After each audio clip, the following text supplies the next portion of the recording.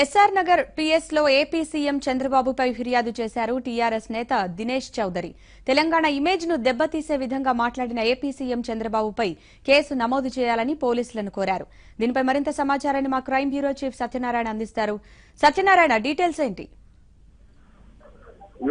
SR Nagar police station Jubilee Hills MLA Maganti Gopinath అనుచరులు దినేష్ చౌదరి మరికొంతమంది వెళ్లడం జరిగింది. వెళ్లి నిన్న మా ఏపీ సీఎం చంద్రబాబు నాయుడు మాట్లాడిన విషయాలపైన వాళ్ళు కొన్ని క్లిప్పింగ్స్, తర్వాత పేపర్లో వచ్చిన వార్తల క్లిప్పింగ్స్, కొన్ని ఆడియో టేప్స్ కూడా అందజేశారు.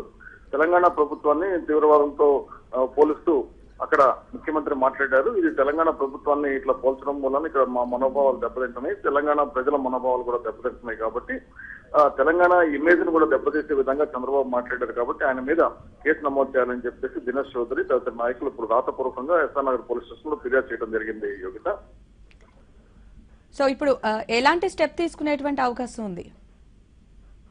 ఈ ఫిర్యాదుని లీగల్ ఒపీనియన్ పంపిస్తున్నాము. లీగల్ ఒపీనియన్ పంపించిన తర్వాత ఒపీనియన్ వచ్చిన తర్వాత మేము తదుపరి చర్యలు తీసుకుంటాం, కేసు నమోదు అని చెప్పేసి ఎస్ఆర్ నగర్ పోలీసులు చెప్తున్నారు. అంటే ఇప్పుడు పరువు తెలంగాణ ప్రజల ప్రతిష్ట దెబ్బతినే విధంగా మాట్లాడారని చెప్పేసి ప్రధానమైన ఆరోపణ. Right, thank you Satyanarayana.